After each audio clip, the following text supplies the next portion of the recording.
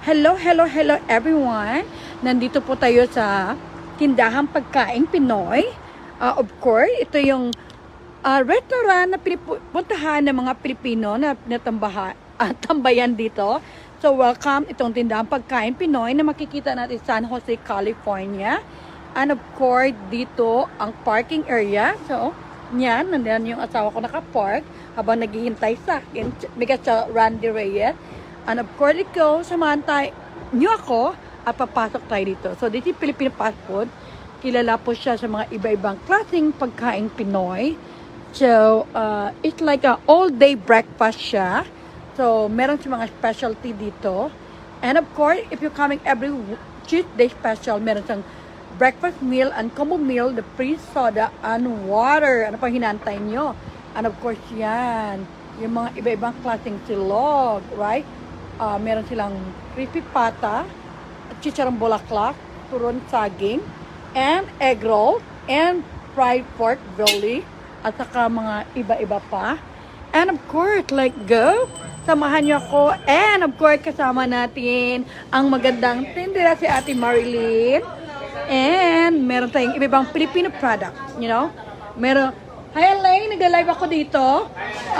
Meron tayong iba-ibang klaseng grocery items na pwede nyo mabili. So yung address is 1647 North Capitol Avenue. Yan guys, ano pa inantay nyo pumunta na kayo dito. So ito yung malaki na yung tulong nito ng tindahang pagkain Pinoy sa amin. Lalo na sa akin during the pandemic kasi dito kami nagtatambay. Dito yung malaki na yung tulong niya sa amin na Phil Amsaw Bay Community. Lalo na si Elaine Layot, yung may-ari nandito. Of course, hi Elaine, kamusta ka? Yan. Guys, kung gusto nyo magpa-cater around Bay Area, available yan si Elaine Mar sa Facebook niya. Food catering, welcome. At saka maraming, I can tell you, titi and proven ko na talaga yon. And of course, different kind of breakfast silog all day long. Kung makita yung mga product nila nandyan. Right? The best talaga yan. At saka hindi lang masarap yung pagkain lang, mabait pa yung may-ari at the best yung customer service. Kasi pag may mga event kami, nag-order din ako dito sa kanila. And of course, yan mga ulam na makikita nyo dyan sa baba. So, meron sila ready to eat na pagkain. You know, kaya nandito ako, bumili ako ng bangsilog. Kasi yun ang paborito ng aking anak. And of course, din silang Barako fresh coffee, galing pa yan ng Batangas. So, kung makikita mo yan sa taas, yung recognition from Phil Amsaw Bay Community. At Tindahang Pinoy being one of the recognized the best in local business dito sa San Jose, California. Hindi lang sa San Jose, all course sa Northern California. And guys, highly recommended, ang paborito ni Miss O, Olivia Quiro, ang Royal Bibingka nila, na ako gusto ko rin yan, right? Sa mga Ilocano or mga Pilipino, Royal Bibingka one of the best, tindahang pagkain Pinoy and the cassava cake. So guys, ano pang hinihintay nyo? Come and support this business kasi I always very proud to support small and local businesses. So galing ako sa church, dumaan kami dito. Anong pinakapaborito ko? Alam nyo kung ano? Yung Barako coffee. So, hindi ako pwede dumaan dito na hindi ako bumili. Kaya, ito na yung binili kong Barako coffee, ready to drink, and meron akong bangsilog para sa anak ko. And guys, again, inuulit ko lang, if you want to order for pod catering, hindi lang Filipino pod, inaano nila, meron din ibang mga American food available talaga. You go to the Facebook channel, Facebook, Tindahang Pagkain Pinoy, or meron nila sa Instagram. At saka, I guarantee, hindi lang 100%, 110% pa, the best yung pagkain, the best ang food service, at nakatulong ka na sa small and local businesses dito sa Bay Area, dito sa Northern California, and of course, marami din silang mga ibang Pinoy product, you know? Kaya, supportahan natin ang ating sariling produkto, ang ating sariling kababayan, of course, at saka yung ating sariling pagkain, you know? Yeah, kaya I'm proud being part of this group, of the community ng Phil Amsaw Bay Community.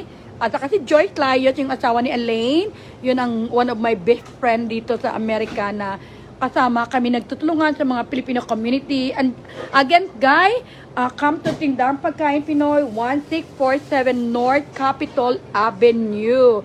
Huwag nyo kalimutan, the best yung mapagkain dito. At saka naka-order na ako ng food. Alam niyo ba yung asawa ko? Almost every day nandito yan, bumibili ng pagkain. Kaya ano talaga the best. At saka sobrang bait nila. And thank you so much, Ate Marlene. Ay, Elaine, thank you. I-share ko to sa YouTube channel ko. Guys, i-follow niyo ako sa YouTube channel, Anarita Ruiz TV. And of course, ito yung meron silang outdoor. So, the best talaga. You know, palagi ako dito kasi dito ako nagtatambay during pandemic time. Yan. And, of course, habang naghihintay yung asawa ko sa akin, yes, okay, nandito ako sa labas. So, yan, hi Randy, yan, naghihintay. Yes, sandali, lapitan kita dyan. So, yung coffee ko, ibibigay ko kasi Randy, paborito yung coffee. Yes, ito yung coffee mo. From Barako Coffee. Yan, of course, mega shout Randy. And to all the followers watching, yun ang tindahan pagkain Pinoy. Siyempre, tindahan ng pagkain ng mga Pilipino. Support natin sa mga nandito sa Northern California, especially San Jose, California. And the address, inuulit ko, 1647 North Capitol Avenue. Okay, again, mega shout out to everyone. Ang dami kong live today, right? Ang dami talaga. So, ini-enjoy ko lang kasi yesterday medyo busy ako. So, ngayon, it's my Blessed Virgin Mary. And I spend my Sunday off with my family, especially to my husband Wendy, na palaging kasama sa yung driver ko for today. Kaya, continuous ako nag-live today kasi meron akong driver for the day. Yung driver ko, either yung anak ko, or yung asawa ko. And Randy, what are you gonna say? You say hello to everyone. Today is Sunday, ano? Yes, Sunday. Ano yung mga mensahe mo para sa mga followers natin dyan? Happy birthday to Mama Mary. Okay, good. Happy birthday to Mama Mary, right? Yes. Ano masasabi mo sa mga ina?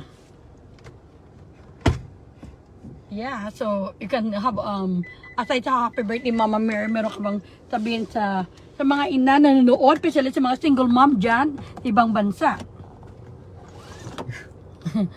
Nahiya si Randy. So, ako na lang magsalita. So, sa mga mothers dyan, thank you so much sa inyo. At we'll celebrate life and weekend. Huwag nating hayaan na alagaan din natin yung mga sarili natin. You can move na. And of course, we'll taking care our family. Kasi yung mga mother, kasi sila yung buhay nila para mabigyan ng kinabukasan yung mga anak. Kaya parang in honor to Blessed Virgin Mary, kaya I appreciate na hindi ko matapos yung araw na ito na hindi ko siya ma-celebrate, ma-say happy birthday. And again, Kai, alam mo, sa araw-araw ang dami kong puntahan, but I'm so blessed na kasama ko ngayon yung asawa ko, lalo na pag weekend, kasi siya yung driver ko, and I'm so blessed. We're married for 23 years. Many more years to come, and yun ang pinagdasal natin sa Panginoon na i-bless tayo, you know. And salamat din sa inyo. Alam ko na iba-iba yung time zone natin, meron pang umaga, tanghali o gabi sa ibang bansa, pero patuloy kayo sumusuporta at nagmamahal sa akin, sa amin ni Randy. Ganun din sa inyo. We love you all, and alam ko someday hindi ko man kayo makita in person, pero ramdam ko mula sa aking puso yung tunay na pagmamalasakit at pagmamahal sa bawat isa. And of course, I want to make a shout out to everyone, yung mga nanonood dito. Of course, to Auntie Lou Concepcion. Ate Lou, tumawag ako siya kanina. And of course, to MJ Rain and Margie Franco. And of course, to Lorachel and Roxy and Elsa Ballinger. And of course, for Ramona. Yes, Ramona, if you're coming to Northern California, I recommend you to go to Tindahan Pinoy kasi authentic ang mga pagkain nila. And Jima Tubo and Jeanette de la Cruz, Ramona Camisar again, and Delia. So, masarap yung pagkain nila, kaya ganon. So, today, I know, pauwi na kami, nabili na namin yung mga food na gusto namin, at nakatimba na rin kami sa St. Victor Church, kaya, God bless, thank God. Oo, kaya, actually, until pumunta kami sa hindi namin alam, nag-change na yung oras, first, pumunta kami dun sa Maria Goretti Church, 11 o'clock. Yun pala yung mass nag-change to 9:30. So, since na walang Filipino mass doon, nag-move kami sa St. Victor Church. So, after St. Victor Church, dumaan na kami ng tindahan pagkain Pinoy. So, guys, alam mo kung bakit tina-shoutout ko yung tindahan pagkain Pinoy? Kasi kami yung grupo na binuo namin nung during ng kasagsagan ng pandemic, kasi nagtitinda kami ng pagkain, nagtutulungan kami para meron kami ipadalang pera doon sa Pilipinas sa mga naka-experience ng paghihirap during pandemic na walang trabaho, walang lahat. So, I'm so blessed naman na kami dito kahit nag-close ang work namin pero we get still paid, and at the same time nakapagluto ako, nakapagtinda ako, at naging kaibigan ko ang tindahan pagkain Pinoy kasi diyan kami nagtatambay, diyan kami nagtitinda ng mga food namin, at saka yung mga customer namin diyan pumunta, nagpipick up ng mga food. So kaya malaki din ang utang na loob dahil diyan nakilala din ako bilang woman of hope, kasi si Joyce Layos, yung may-ari dyan ni Elaine, silang sumuporta sa akin sa book launching. Sa lahat ng event ko, sila yung kasama ko, naging partner ko. Mababait yung pamilya na yun, kaya supportahan natin. And of course, you have a Barako Coffee. Yung Barako Coffee nila, at talaga galing pa to ng Pilipinas sa Batangas. So, kaya pag pumunta ako, I always buy their coffee kahit anong oras. And yung breakfast silog nila, all day long yun. I think, I forgot 7 o'clock in the morning hanggang gabi, breakfast sila, pero meron din sila mga iba-ibang food, na what I mentioned earlier, meron din silang food catering, kaya kung may mga event kami dyan, ako nag-order minsan din. So, thank you so much. Tayo mga Pilipino, kahit sa ang sulok ng mundo, supportahan natin yung kapwang Pilipino. Ilagay natin sa mga isip natin, sa puso natin, na mahalin natin ating sariling pagkain, sariling kultura, sariling kababayan na walang inggitan, pagmamahalan lang, at tulungan at supportahan. And of course, mega shout out din sa mga pamilya dyan na nanonood sa akin, lalo na sa Bacolod City, sa mga kapatid ko, si Bimbi, si Annalyn, si Anjoy, si Alan, and of course, sa brother ko si Anthony, sa mga pamangkin ko, of course, si Angela, si Yubel, si Marjana, si Mucha, and of course si Avery, at saka si John Michael JM, at saka sa lahat, sa lahat na nanood, mega shout out sa inyong lahat. Of course, hindi ko man kayo ma-mention tag isa-isa, pero pasalamatan ko kayo. Sandali lang, inom muna ako ng Barako Coffee ko kasi para meron akong energy. So, sarap talaga uminom ka ng sariling Barako Coffee na Pinoy coffee talaga, iba yung pakiramdam mo, parang feeling mo na sa Pilipinas ka rin. Yun ang maganda dito. So, sure naman, ganyan pa pag mga asawa nag-share lang ng coffee. So, guys, thank you so much. I want to make a shout out to Marilyn. And of course, Lynn Pasaway, kamusta ka na? Been a long time, I didn't hear you.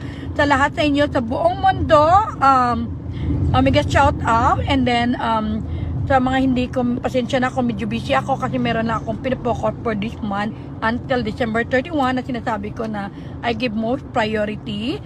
At saka, available naman ako sa messenger ko kung importante kailangan niyo ako. So guys, thank you so much. I love you all and enjoy ang buhay. Huwag kalimutan, the month of September, one of the best month. Sa ating mga naniniwala sa importante ng financial stability and financial education, kasi it's a month for life insurances and of course insurance to help our family to be protected. Kung you need your support, you can message me, Anarita Reyes, sa Facebook account, and sa Instagram, I think Reyes Anarita 19. And of course, actually, basta message nyo lang ako, I'm available, especially in the night time, kasi I'm working the daytime din. So, thank you so much. Malapit na kami sa bahay namin. At again, maraming salamat. I know, meron akong 3 live for today. Yung isa doon sa papunta ng Maria Goretti Church. Yung pangalawa yun sa St. Victor Church. Yung pangatlo sa Tindahan Pinoy hanggang ngayon. So, alam ko na marami nag-aabang pag wala ako daw live. Parang kulang yung day nila. Pareho tayo. Kasi parang nasanayan ko na doing for 4 years or 5 years na pagla-live at long may time ako. Ang kinaiba lang ngayon kasi palagi ko kasama yung husband ko si Randy na siya nagsasabi mag-live ka na kasi alam ko yung mga followers mo naghihintay sa iyo. Thanks sa pag-follow, sa pag-suporta. Alam ko yung boses ko, hopefully makabigay magandang impression at pagmamahal sa bawat isa, lalo na sa ating mga kapwang Pilipino, lalo na sa mga OFWs. mega shout out sa inyo, lalo na sa mga single mom, sa mga mothers dyan. At sa mga fathers din, marami din mga single dad.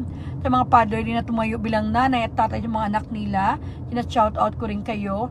At sa mga kabataan na patuloy nagsusumikap at gumagawa ng kabutihan sa buhay nila, lalo sa pag-aaral, sa pagtatrabaho at sa pagninegosyo.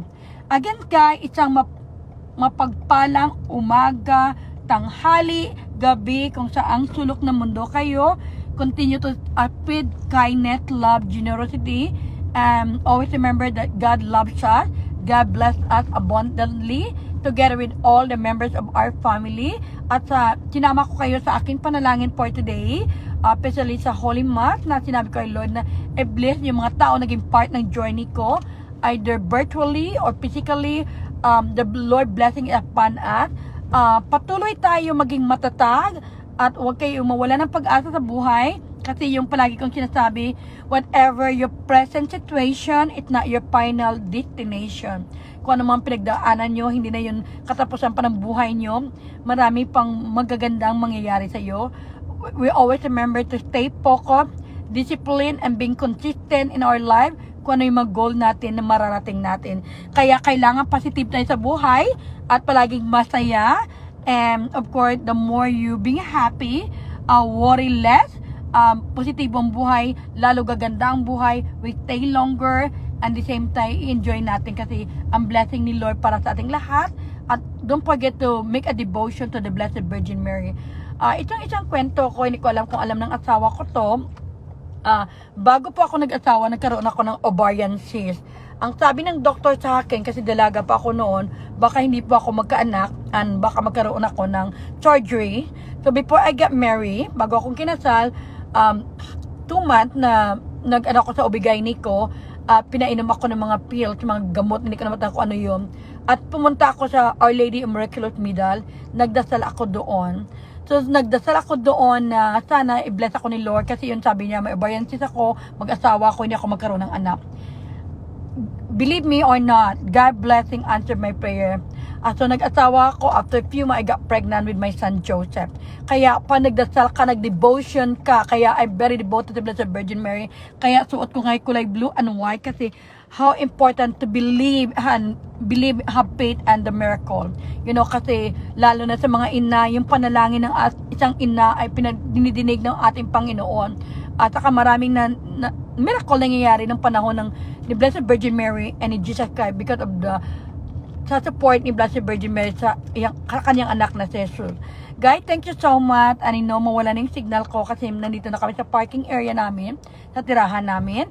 So, isang mapagpala at saka more blessing sa lahat ng mga ina na nanood sa akin. Lahat sa kababaihan, sa mga asawa din, sa mga lalaki din na patuloy na sinusuportahan at pinamahal yung mga asawa nila. Kagaya ng aking husband na ngayon I'm so thankful na supportado niya ako 100% sa business. Sama-sama kami na matutupad namin yung mga pangarap namin.